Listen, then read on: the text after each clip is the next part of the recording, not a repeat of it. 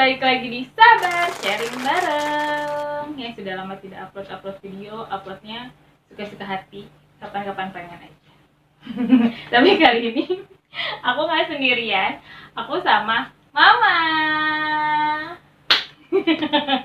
Mama Amanda. Ya, oke. Ya. Halo. Saya mamanya Sonia Ode dan mengikuti permintaan anak saya untuk sharing untuk teman-teman, terutama orang tua Ode, tentang bagaimana sih ngurusin si Ode ini sampai bisa sebesar ini gitu. Dan saya sih oke-oke aja. Kita cerita mulai dari awalnya ya. Kita mulai ceritanya. Nah, jadi aku mau tahu sebenarnya ya, kan akunya epilepsi dari ketahuan epilepsi itu kan aku tahun SMA kelas 2 tahun 2005-2006an gitu. 2006. Nah, dulu pertama kali ketahuan akhirnya mama kayak curiga nih, ini anak epilepsi kali ini, anak kenapa gitu. Taunya dari mana? Nah, itu kita balik dulu. Waktu SMP itu dia mulai suka tersentak-sentak. Jadi kalau megang sentak tuh gimana? Sentak-sentak tuh kalau bahasa epilepsinya tuh mioklonik. Tapi kalau dulu karena kita nggak ngerti, kita bilangnya itu goyang-goyang. Sebab dia selalu kalau megang apa-apa tangannya goyang-goyang dan semua kelempar gitu. Misalnya ini megang handphone kayak nggak usah dicontohin ya? Ya, nggak usah dicontohin, saya handphonenya. Terus misalnya megang piring, tiba-tiba piringnya tuh nggak dilempar gitu. Tapi dengan mata yang agak aneh kalau menurut saya. Nah, kemudian setelah dia selalu begitu, selalu kejadiannya di rumah. Jadi kalau kita pergi nih, biasanya dia malam tuh, habis maghrib mulai tuh sentak-sentak gitu. Tapi malam doang. Karena aku agak lupa. Ada pagi sama malam, biasanya siang enggak. Tapi karena akibat itu akhirnya saya tidak mau menyiapkan peralatan makan yang dari beling. Sebab daripada belingnya nanti dilempar jadi banyak pecahan beling di mana-mana, jadi saya pakai semua melamin gitu, peralatannya kita semua melamin, peralatan makan. Terus saya sih nggak ngerti kenapa sih ini anak gitu. Pada suatu hari saya pernah tanya ke seorang dokter yang kebetulan memang kenalan baik saya. Saya tanya kenapa sih Sonia tuh suka gitu. Dan dia selalu kejadiannya tuh di rumah. Jadi kalau kita pergi sampai malam pun, misalnya kita pulang ke rumah jam 10 malam, turun dari mobil dia langsung mulai tersentak-sentak. Sedangkan tadi tuh sebelumnya ketika di luar rumah dia aman-aman aja gitu. Si sang dokter itu malah mengatakan, oh kalau gitu perlu diruqyah. Karena kejadiannya selalu di rumah. Karena kejadiannya memang selalu di rumah, nggak pernah di luar rumah. Dan saya mulai berpikir, ini anak kenapa gitu kan. Nah terus waktu dia kelas 3 SMP, waktu itu dia habis ujian praktek. Tiba-tiba malamnya jam 2 malam, jadi gini, kamar kami itu ada kamar mandi, connecting door. Jadi tapi kamar mandinya dibatasi oleh kamar mandi gitu ya. Jadi kamar mandi ini bisa masuk dari kamar saya, bisa masuk dari kamar Sonia. Nah, tiba-tiba jam 2 malam itu saya kebangun karena mendengar ada sesuatu yang jatuh di kamar mandi. Terus saya sama bapaknya tuh bangun, kita lihat lampu kamar mandi itu nyala. Terus saya panggil, dek, tapi nggak nyaut gitu, nggak ada suara apa-apa. Terus kita keluar, masuk ke kamarnya dia lewat pintu yang dari luar ya. Ternyata pintu itu dikunci. Akhirnya kita balik lagi ke kamar kita, panggil lagi, dan tidak ada jawaban juga. Akhirnya sama bapaknya dijebol itu pintu kamar mandi. Ternyata dia sudah pingsan. Jadi korban ini ya, korban banyak itu pintu di rumah itu. Akhirnya kita lihat dia sedang tiduran, seperti tiduran lah ya, di bawah gitu, di lantai kamar mandi. Kan nggak mungkin ya ngantuk tiduran di situ. Terus ya sudah diangkat, dipindahin ke kamar, dan terus nggak lama dia sadar gitu. Sadar tapi kayak orang bingung gitu kan. Terus ya itu berapa lama kemudian dia terus tidur lah itu ya, kejadiannya terusnya saya lupa tuh ya. Pokoknya saya ingatnya dia tuh pernah pingsan di situ. Tapi pingsan ya pada saat itu? Pingsan, saya kira pingsan, sebab saya tidak lihat dia kejang gitu ya. Terus kira-kira 2 bulan kemudian setelah itu, sempat kita waktu itu kira-kira jam 8 malam ada di rumah, kecuali papanya, ada kakaknya, ada neneknya di rumah tuh. Tiba-tiba kayak ada bunyi yang jatuh gitu di kamarnya dia. Kita langsung, adek gitu ya. Kita masuk ke kamarnya, ternyata dia tuh ada di kolong tempat tidur. Jadi tempat tidurnya agak tinggi ya, bukan kayak tempat tidur besi, yang dia tempat tidur besi, bukan jadi tempat agak tidur yang tinggi. Tapi gimana bisa dia jatuh, dia masuk ke kolong juga saya nggak ngerti ya. Nah terus akhirnya diangkat sama kakaknya apa gitu ya lah, kita urusin lah ya. Tetap posisinya kelihatannya pingsan. Nah, jadi terus, bukan yang kaku gitu ya? Bukan melihat dia kejang-kejang, tapi dia sudah diem pingsan gitu ya. Kemudian banyak orang, dan orang itu bukan orang yang saling berkenalan, jadi beberapa pihak orang yang bilang di rumah saya itu, di rumah kami itu ada makhluk lain gitu, makhluk gaib yang mengganggu gitu. Nah kita kan nggak ngerti tentang epilepsi, ini anak kenapa? Karena kebetulan gitu. pada saat itu kan rumah kita tuh bukan di kompleks ya. Ya rumah jadi, kita itu di luar kampung kompleks gitu. Dan memang belum ada tetangganya. Jadi kebetulan juga di dekat rumah kita itu lagi buka lahan tuh buat 2 perumahan ya. Ya, jadi lagi memang kayak kebun lagi dibongkarin semua. Jadi kayak ya masuk akal aja kalau misalnya rumah kita memang kiri kanan depan belakang itu nggak ada orang gitu, nggak ada rumah maksudnya. Jadi kayak masuk akal sih kalau misalnya dibilang itu kemasukan atau ya katanya itu yang dari mana pindah ke rumah kita gitu dan dia mengganggu gitu ya. Akhirnya mulailah kita panggil orang untuk mindahin si orang yang katanya menetap di kamarnya Sonia itu. Lalu ada yang menganjurkan ini tukang urut katanya, ada tukang urut yang bisa katanya. Kita ikutin, terus udah diurut, disuruh wudhu di kali, di sungai, diikutin semua. Ya dibilang tidak ada perbaikan, ada, tapi hanya beberapa hari. Beberapa hari dia tidak tersentak-sentak. Dan ada perbaikan lagi bahwa dia yang tadinya selalu menutup diri di kamar, sesudah yang wudhu di kali itu, dia jadi lebih terbuka. Dan dia lebih sering keluar dari kamar gitu, ikut sama kita yang lain di luar. Terus tapi ya udah beberapa minggu kemudian juga ya balik lagi kayak gitu lagi. Sampai kita ganti-ganti di mana kata orang tuh ada orang yang bisa ngobatin, orang pintar gitu ya. Kita sana, kita bawa ke situ. Ternyata begitu-begitu terus sampai akhirnya kita bawa ke ada seseorang bapak-bapak yang dipanggilnya Abah gitu ya. Kita bawa ke situ.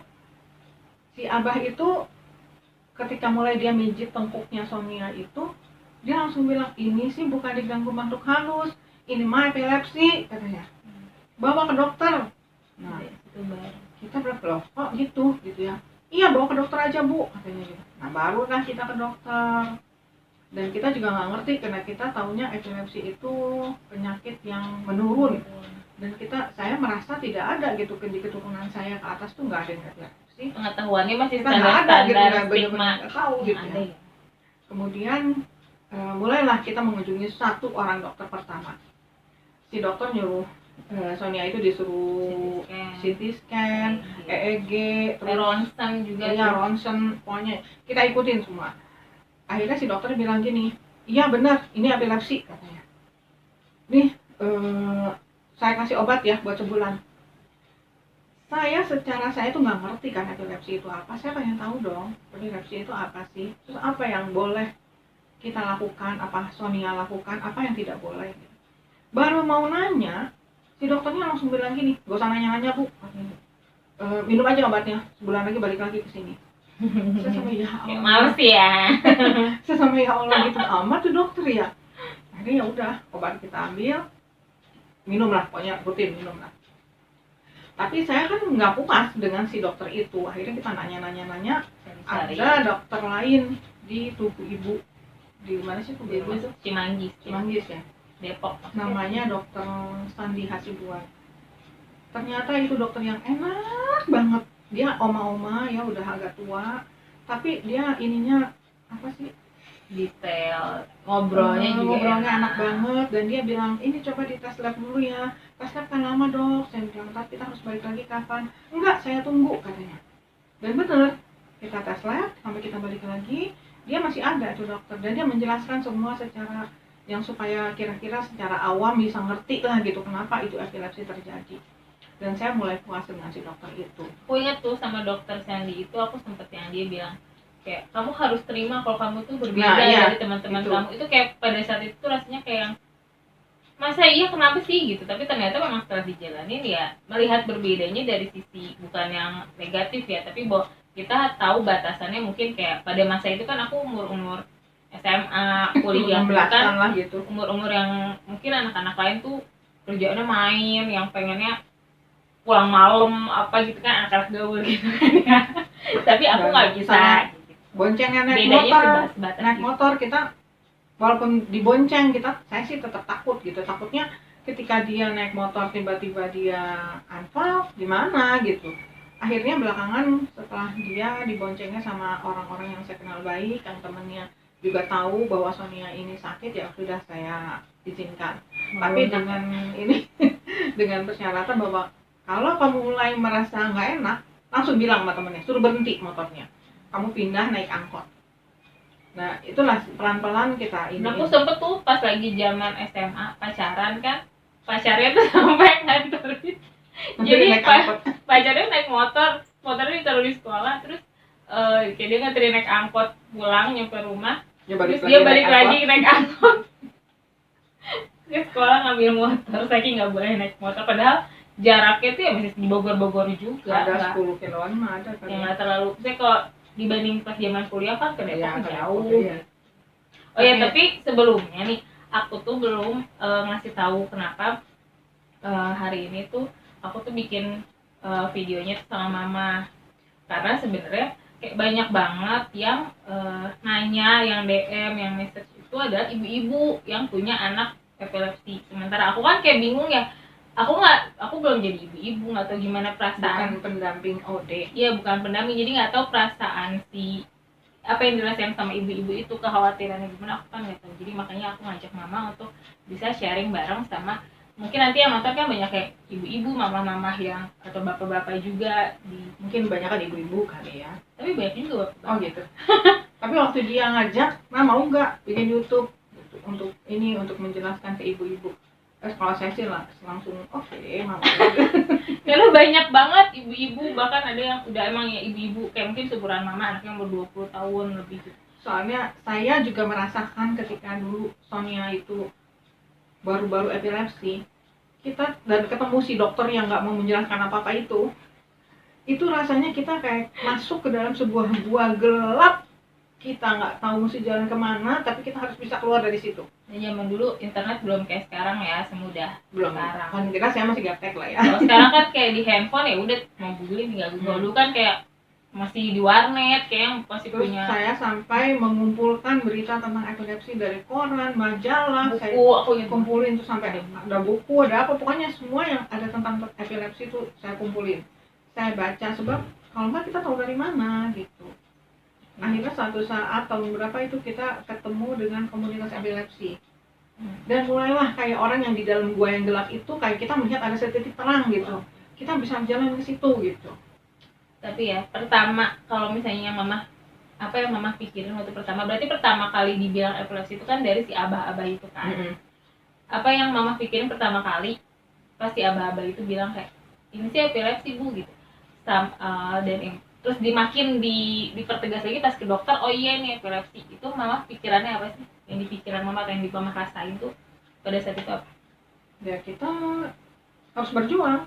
Apakah misalnya nggak, apa rasa ada banyak kan ibu-ibu tuh, kalau aku baca gitu ya, ibu-ibu yang saya jadi nggak becus nih jadi ibu, atau ini gara-gara saya. Enggak, justru saya sebaliknya. Saya merasa ketika saya dikasih cobaan itu adalah kita harus berjuang, kita harus lewati cobaan itu gitu.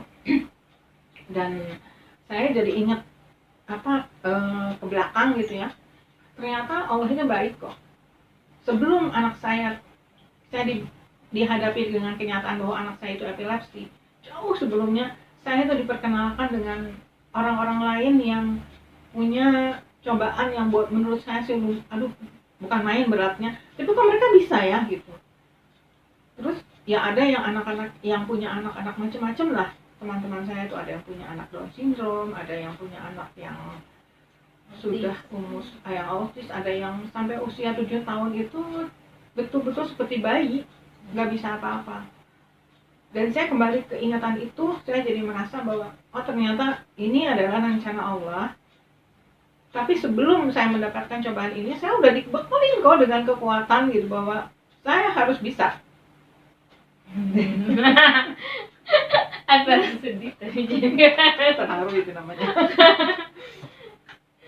Terus apa lagi ya? rasanya gimana? Rasanya ya itu. Harus ya udah mulai sekarang harus Dan ya itu berjuang ketika lebih. akhirnya dia epilepsi kan, dia akhirnya kejang gitu kan, kelihatan banget dia tuh kejang gitu. Saya selalu berusaha untuk mendampingi dia bahwa ternyata dia itu lupa ketika dia kejang nih, terus berhenti kejang, dia seolah-olah sadar, bisa kita ajak ngomong, kita ajak jalan, tapi terus kemudian dia akan sakit kepala dan tidur gitu ya. Setelah dia bangun tidur, yang kejadian dari mulai dia mau anfal, dia sadar dari anfal, sampai Pindah dia tidur, tidur itu hilang, nggak ada, memorinya nggak ada. Tapi untuk saya, katakanlah itu di memori dia memang tidak ada, tapi bahwa saya yakin dia masih punya otak bawah sadar yang dia akan tahu kalau kita temenin, rasanya beda. kita selalu mendampingi dia tidak akan merasa sendiri gitu. Yes. Jadi bertahun-tahun itu saya selalu menemani dia kalau dia anfal, bahkan saya sampai, kecuali kalau saya pengen ke kamar mandi, bahkan kadang-kadang makan pun enggak gitu ya. Pernah dia sudah tidur itu dia selalu minta dipeluk gitu ya, semalaman dia minta dipeluk, saya meluk dia dengan posisi miring, dan kebayang kan lama-lama jadi kesemutan gitu. Tapi saya bener-bener saya nggak mau, saya malah berdoa, ya Allah kuatin saya gitu. Tetap saya nggak lepasin karena dia pengennya posisinya dipeluk, ya tetap saya peluk walaupun dengan setengah badan itu kesemutan gitu. Menjelang pagi baru dia lepasin gitu, dia lepas sendiri, baru saya bisa bangun gitu. Tapi saya selalu menganggap bahwa ketika dia anfal, terus dia sadar, saya ingin dia merasa dia tidak sendiri, ada seseorang yang selalu menemani dia gitu. Itu kayak aku ngerasa setiap kali aku bangun tuh kayak hampir mungkin dari ratusan kali aku anfal gitu ya, selama berapa tahun ya, 15 hampir 16 tahun ini, hampir setiap kali aku bangun tuh pasti aku lihat mama. Ya ada 1-2 kali yang memang mungkin mamahnya mamahnya lagi ngapain, yang ada misalnya kayak pernah papa, atau misalnya pernah om ade atau siapa kakak gitu. Pernah yang agak-agak memang panik adalah kalau misalnya orang lain, laki-laki lah gitu ya, karena kan hampir seringnya tuh aku anfalnya tuh di kamar mandi kan, pasti langsung kayak aku langsung kayak kayak tadi, karena kan aku tuh nggak inget kan terakhir tuh gimana posisinya gitu, apakah lagi mandi, udah mandi dan buka baju dan segala macam gitu kan, nggak inget, jadi kayak panik. Tapi sebenarnya keluarga juga sih ya, dia nggak perlu malu, tapi ya ada panik aja. Iya, misalnya dia ini juga biasanya saya tuh langsung tutupin pakai handuk yang besar, dibawa ke kamar, lalu saya yang ganti bajunya.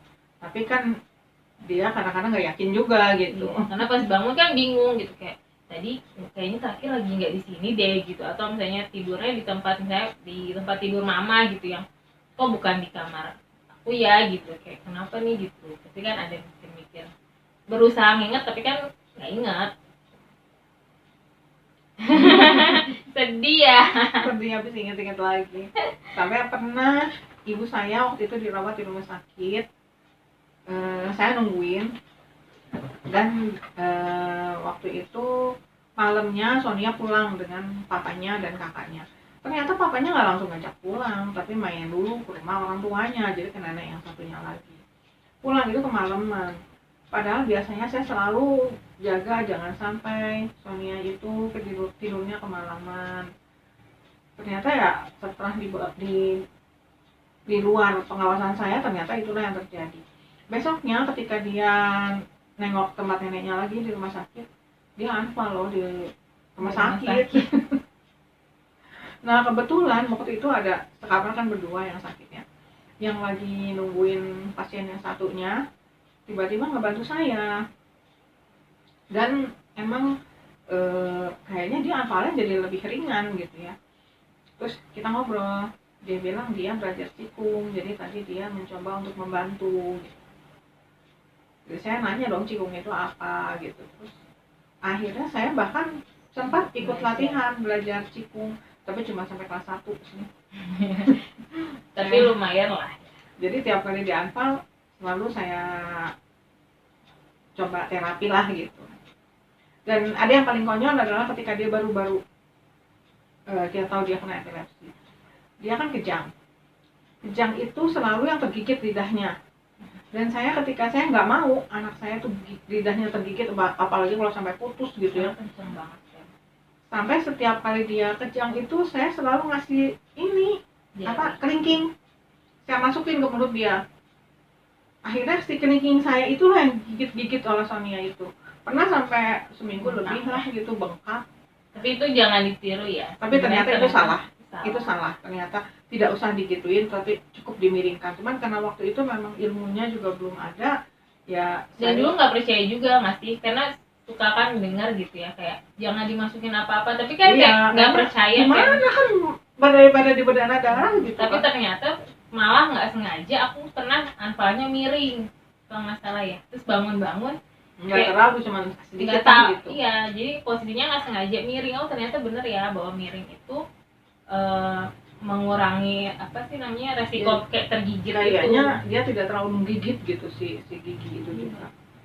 Jadi sejak itu udah nggak pernah dikasih jari lagi, jari saya aman jadi. Untung gede ya jarinya. Ini yang paling kecil tahu. Ya tapi kan tulangnya gede gitu. Kalau yang kecil kok ibunya kecil banget kan kasihnya jempol dong. Tapi ya aku kan kena epilepsinya itu udah usia remaja. Pasti kan akan berbeda dengan teman-teman yang mungkin dari kecil. Pasti kan itu lebih berpengaruh ke tumbuh kembang dan lain-lain. Kalau udah remaja kan mungkin udah terbentuk ya perkembangan tulang itu tuh jadi. Dan saya juga tidak pernah mau menyerah mengatakan karena anak saya epilepsi dia nggak bisa sekolah, nggak pernah itu. Sekolah semua saya selalu usahakan dia sekolah. Bahkan ketika dia kuliah itu ke Depok, dari Bogor ke Depok loh. Dan akhirnya karena waktu itu papanya juga udah pensiun, saya dan papanya itu kami selalu ngantar kuliah, nungguin dan sampai antar lagi pulang ke rumah. Jadi dulu tuh aku sampai kalau nggak salah semester 3 deh. Namanya udah tingkat 2 gitu lah. Semester 3 sampai semester 3 kalau nggak salah itu benar-benar yang kalau kalau jam kuliahnya nggak terlalu, saya cuma 2 mata kuliah kan nggak terlalu lama ya, paling cuma berapa jam. Itu benar-benar ditungguin di parkiran di mobil gitu. Nggak pulang sama sekali, bukan yang sih pulang nggak pernah, cuma nggak pernah pulang. Kadang-kadang kalau kita ada perlu ke Jakarta gitu ya, kita pergi dulu naik kereta kan. Kebetulan memang di sebelah kampusnya dia tuh ada stasiun kereta api gitu ya. Kadang-kadang jadi kayak ke rumah siapa gitu ya di Depok. Jadi benar-benar yang nungguin nggak pernah pulang gitu loh. Jadi kalaupun sampai kadang-kadang sampai siang gitu kuliahnya gitu kan, itu udah ditungguin. Pasti kalau hujan. Sampai kalau hujan. Jadi kalau hujan itu aku inget banget.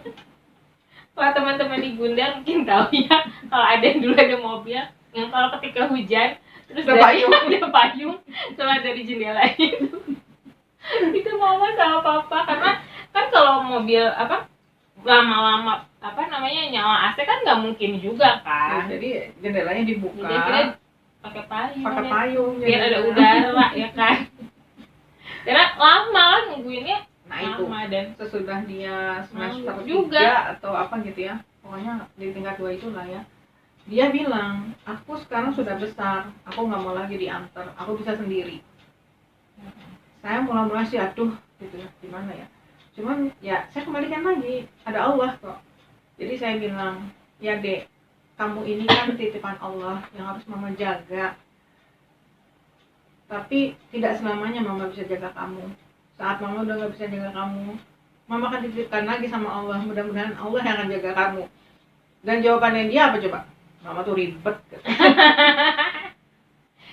Tapi kan pada saat itu juga kan nggak langsung kayak oh ya udah gitu kan nggak gitu juga kan. Jadi dia berangkat memang sendiri, naik angkot pula. Jadi nggak boleh naik kereta. Zaman dulu kereta nggak kayak sekarang kan. KRL tuh kereta itu enak kalau pajejet. sekarang. Apa sih bahasa Sundanya pajejet itu apa? Penuh bener-bener gitu. kayak bisa kakinya kita ngambang tuh kalau kata teman-teman yang lain tuh. Jadi saking penuhnya gitu. Jadi dulu sama mama tuh nggak boleh naik kereta, naik Miniarta juga nggak boleh. Akhirnya cuman boleh naik apa namanya, bukan dulu naik angkot. Nah, naik angkot tuh kalau dari rumah tuh 3 kali naik angkot dengan yang jarak yang panjang gitu, bukan 3 kali pendek-pendek, tapi bener-bener kayak yang dari ujung ke ujung gitu. Dan ongkosnya kan lumayan ya kalau naik angkot gitu. Awalnya bener-bener naik angkot ya. Iya, dan dia boleh berangkat sendiri dengan perjanjian bahwa kalau dia merasa ada yang nggak enak, dia harus cepet-cepet bilang gitu.